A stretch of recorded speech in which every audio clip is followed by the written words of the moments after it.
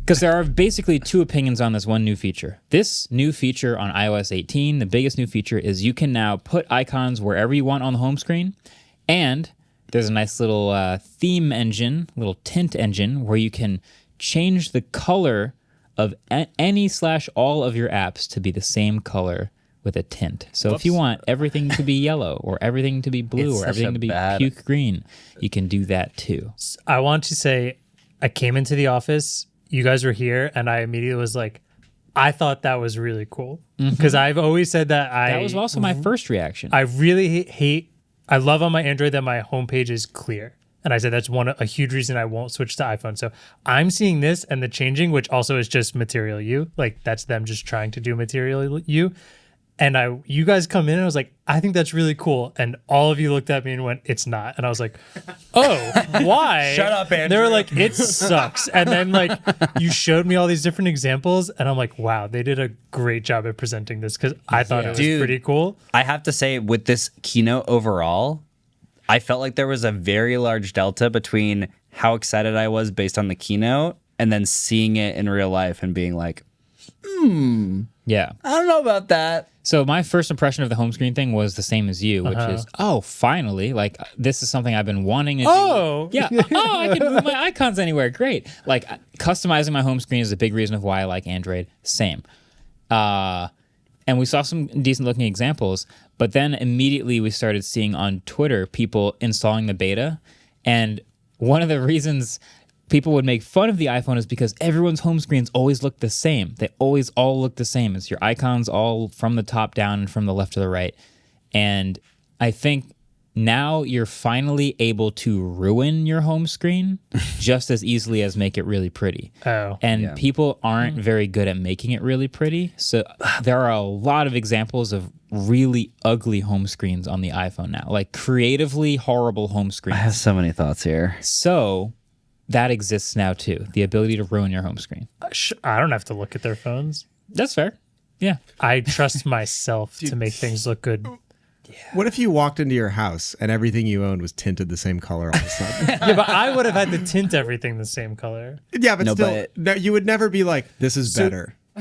Here's the one thing why I think it, like, at first to me, being able to actually tint everything, one of the issues with Material You was it tried to do that, but there were always like 3 icons that didn't follow suit, and that looks terrible. I think collectively bad looks better than 80% good, and the rest just not even coherently there. Here is my take, is that Android has always been like, go wild, do whatever you want, so hard that they offered icon packs and they allowed people to like build these icon packs that made things look really good.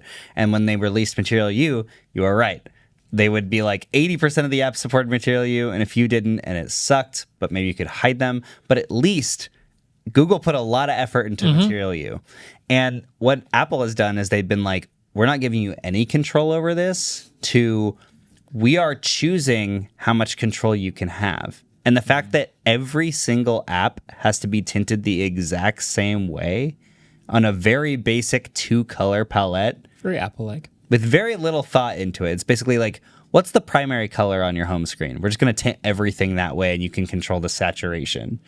It just, I don't know, man. I just think it looks really bad. I think I'm also a sucker for that highlighter yellow that Craig did on the thing with the tennis balls. I loved it. I think it looked good with the black icons. If they had secondary colors on the icons, I think it would look good. That's something that Material You does really well, is that it has a primary color and it also has a complementary color. Apple can't trust you with 2 colors, man. Chill. But that's the problem. It's like, it's black and 1 primary color, and that is it. And it just makes it look really cheap and like a child's toy. It's Fisher Price Material You. Yeah. We have Material You at home. Yeah. And the fact that the entire control that you have is either it's tinted a color or you're just not doing anything to it is kind of ridiculous. Yeah. I'm definitely going to try some. I will say, though, dark mode looked pretty cool. Yes. The dark mode icons actually looked good. So Agreed. The dark mode icons now have dark backgrounds, which is different. I think some people will do some cool things with it, and I think more people will do some terrible things with it. Yeah. But I don't have to look at their phones. So Fair. I will say the tinting this clearly is a developer beta, so that's going to change over time.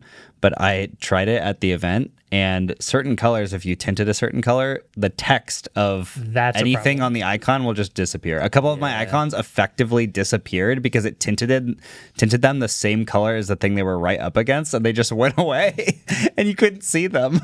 Yeah, there's a couple examples I've seen on Twitter of just illegible text from the tint. This is going to be one of those things where they're like, it's such a simple change. No one could screw this up. And then you release it to the hounds of the public world, and then everything breaks. And you're like, wow. Yeah. People are crazy. It was pretty rough. Anyway, it's interesting that they're now giving users this power, but I feel like they need to change the way they do it. So I have a segue into the next thing here, which is Control Center. And as a non-iPhone user, I saw this and I was like, that looks really cool. And then you all hopped on me again and went, no, it's really poorly laid out. And I was like, wow, I don't know what's going on anymore. Okay, so we should explain what this is. Yeah, please explain. So Control Center before, and everything up until now has been swiped down from the top, and there's all of the controls. So if you have home controls, there they are. If you have media controls, there they are. If you have any other random controls sitting there, they're all there. This new one is paginated. So you're going to have to explain what that means to me. So there are several pages now of them, and they're all sort of modular. Paginated? Nope. I was thinking like beauty pageant. I've actually never heard that either. Oh, yeah. I mean, it makes sense now that you explain it. Maybe we're all just idiots. Oh, sorry. Yeah. That's definitely it's pages. Oh, sorry. You swipe, you swipe down, and there's full screen pages of these things. So there's the second page is just all of your media controls, and you swipe down again, and it's just all of your home controls. And then also, you can expand and shrink a lot of these controls sort of freely. So I think the default, which is what most people will have and never change, looks okay. It looks okay. But it looks okay, I think. But the second you mess with it and try to customize it, you really get in the weeds. And I think a lot of people also make horrible looking control centers, especially because there's now the ability for third-party apps to add and surface controls that you can add to your control center. Yeah. So like, let's say the Tesla app adds one where I can cool down my car with a button. I can throw that in the control center, which is convenient, but it's also now a new thing that's also there. So it gets kind of messy, I think. When there's those like terrible third-party weather apps that have like the worst design in the world and are making widgets, but you know they're also the most accurate weather ones, so you have to keep using it. Yeah. There's a few things here. I think that the idea is really cool. I think that if you actually spend the time to organize it in a way that makes a lot of sense and works for you, it's really cool that they're giving everybody this much control. And that's where I live. Yes. Like setting it up, spending way too much time, like making it awesome. Yeah. That's what I'm going to do. Which is not very Apple, and it's surprising that they're now doing this. Yeah. But I can appreciate it. Can I just jump in? Yeah, I think that's why I think it's so cool, though, because I like my screen to have very few things. So if I can think of a good wallpaper, 4 icons that I've tinted to a color that I like, because it's only a couple, right? And then now a swipe down with multiple different swipes in there that don't always live on my home screen, and I can control everything from there. If I customize all that perfectly, that's Android. It's the closest I've been to wanting an iPhone. That's fair. I do think that default could use some work. It now takes an extra step to get to your Wi-Fi settings because when you scroll down now, you have to tap into this bubble that has a bunch of your networking stuff in it. And then you have to hold the Wi-Fi setting to pop up the Wi-Fi context menu. And then you have to hit the Wi-Fi button. And then it brings you to the Wi-Fi page in the settings. It's like a 5-step process just to try to find the Wi-Fi network to connect to. And then the other problem is that on the pagination, there's a lot of pagination. I don't know, beauty pagination. Pagination. Sure. Okay, pagination. There's a lot of redundant information. So the first page has like all of these options that you can use, and it's kind of like all the things that were generally in Control Center before we're going to put in the first page. But then it also paginates everything. So the last menu is all your radios, but those radios are already in the first menu as well. So it's just like weirdly redundant. And that I'm just reiterating, like if you actually take the time to sort these out and make them the way that you want them to be, I think it's great. So do that. That's good. Do that when it comes out. Nice. Yes, do that.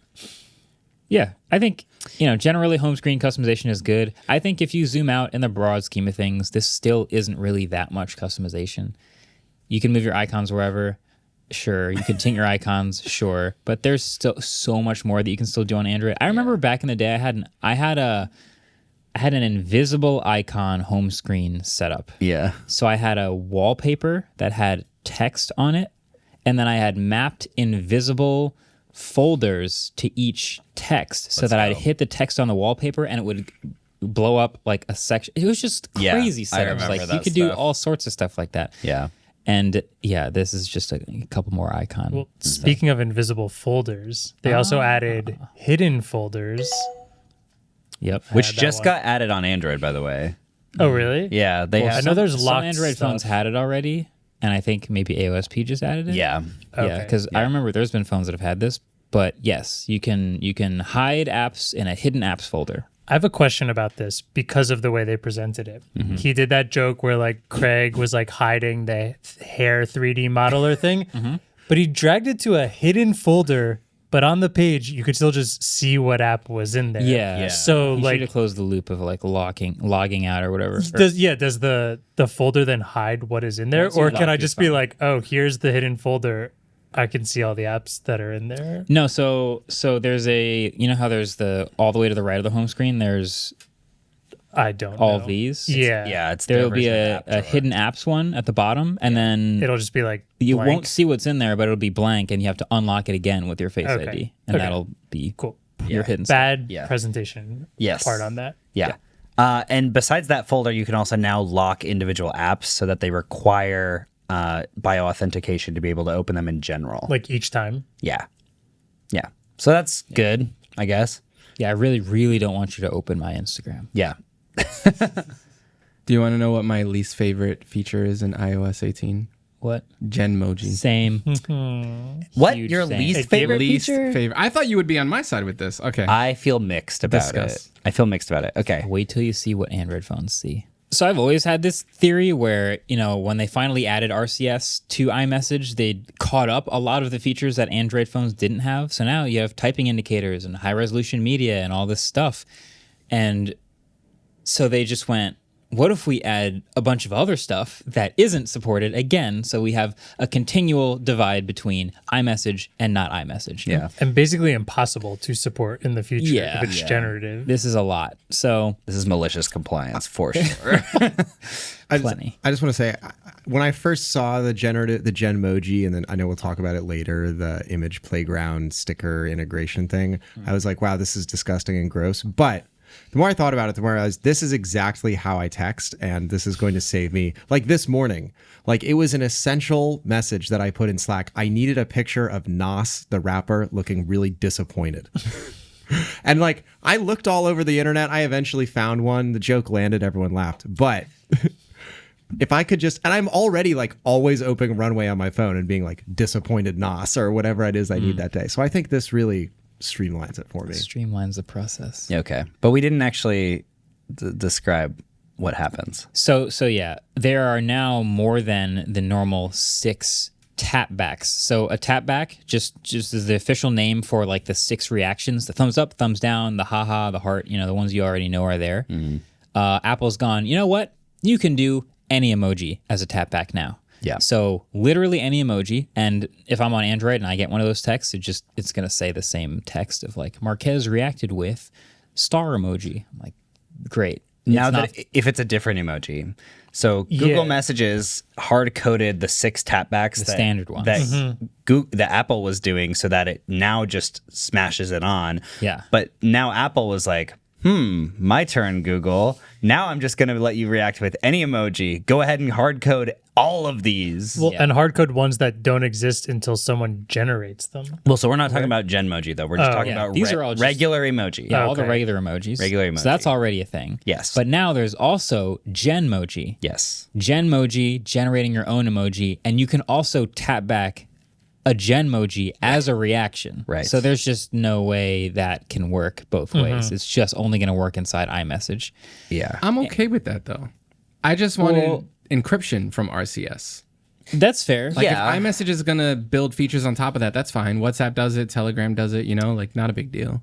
I envy you. Because there are so many kids out there getting bullied because they don't have the Genmojis, man.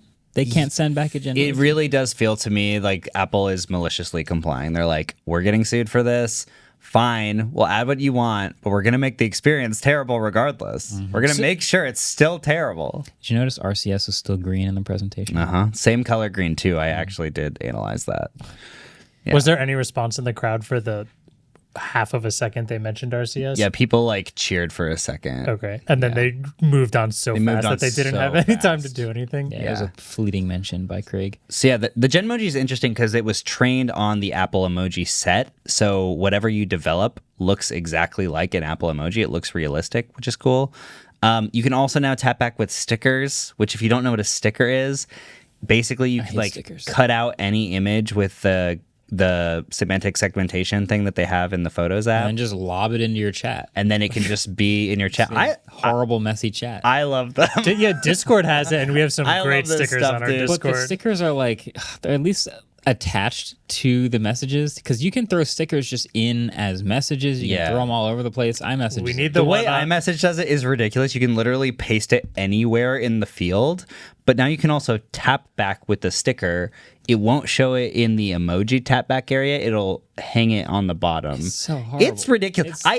Chaos. We're vandalizing messages. There's like superscript and subscript and all kinds of crazy things. We mentioned it, but the like animating different words inside of text messages also the amount of sarcasm that you can portray in a text message now. I think I'm switching to iPhone just for that. Just so that your iMessage friends will see the sarcasm. Yeah. Yes. So there are now text effects for individual words that you want to do. So iMessage had all these features where if you said happy birthday, there would be balloons that would go up. If you said happy new year, there'd be fireworks. It automatically did all these things. And you could also make certain text like big or small or yell, and it was like 6 different effects like that. They added a bunch of extra effects, and now you can make it happen to individual words. So you can have a string of words and just add different text effects to different words, and it's crazy. And now there's also text formatting. So you can strike through, you can bold, you can underline, which personally, I think everything should have text formatting, so that's good. But it really does feel like texting apps are now just becoming synonymous with all of these internet-based messaging apps. Yeah. Like they're pulling in all of the features. Just full on WhatsApp. Yeah. Yeah. Pretty much. They probably feel a lot of pressure, and they're just like, we have to offer feature parity to get people to still want to use iMessage. Here's another nice little one that's exclusive to iMessage. Scheduled messages. Oh my God. The way these work is just with iMessage. So if you want to do a scheduled iMessage, you can type out the message. By the way, you can just do this on an Android phone and it just works. But if you want to schedule an iMessage, you can write it out and you can go through the UI and decide when you want to send it. And because it's going through iMessage specifically, it can also work if you lose cell connection or if your phone dies, because it's already in the iMessage cloud and will go to that iMessage user. Cool. No. Yeah, not great that it doesn't work everywhere. Play the clip. And then then there's also messages via satellite, which will be via SMS or iMessage, but not RCS. Yeah. They said that they reduced the protocol. They spent a lot of work shrinking down the iMessage protocol to make it work over satellite. And I was like, I would like to see proof that that is true, because that definitely seems like a thing you would just say. Yeah. But yeah. So the schedule send messages thing, their reasoning for that was that, you know, if your phone dies or you lose your phone or whatever, it'll still send. Personally, I'm like, I don't really want a scheduled message to send if I lost my phone or if my phone dies, because then if the person replies right away, I'm not going to reply. Yeah. You know? I don't know. I think it's a bad reason, because Android's had it forever and they should just do what Android did, but they will never do that. Yeah. Okay. There's so much stuff, guys. There is so much stuff. Updates to the Mail app. Not a ton of updates here. Well, we'll get categories. We'll get into more of the updates later. Yeah, the Mail app now has categories. It looks just like Gmail. Here, wait. I can do a whole bunch of these really quick. Okay. Ready? The Mail app now has categories like Gmail. The Maps app now has topographic view, and you can do offline hiking maps like All Trails. Another Sherlock moment. You can now do tap to send people cash. kind of like Venmo. Without having them in your contacts. Without having them in your contacts, just tap them. You can now use game mode, same as maybe any Android phone with a game mode. It should reduce background activity, free up some RAM, and reduce latency. Great. Photos app now has a little bit of a redesign, and we'll get into the AI stuff in a bit. RCS, it happened. And also, that's it. Yeah, that's the good stuff. Yeah, that's most of the good stuff. Yeah. Actually, most of the features that they announced at WWDC on most of the platforms are not in any of the betas yet. Yeah. So TBD on how well they actually work. Yeah. But that's where you should just subscribe now so that when we actually do know, we'll be able to tell you. Yeah. There you go. And using machine learning, your computer should have glowed when we said subscribe. I was gonna say, could you say like, Siri, subscribe to that podcast I listened to before? That'd be cool. That would be sweet. That'd be cool. Not But yet, and then if coming this I fall. say it out loud and it's playing on their speaker, Yeah. Ooh. Hey Siri, send this podcast to everyone in my contacts. Confirm. Yes. Go. Yes.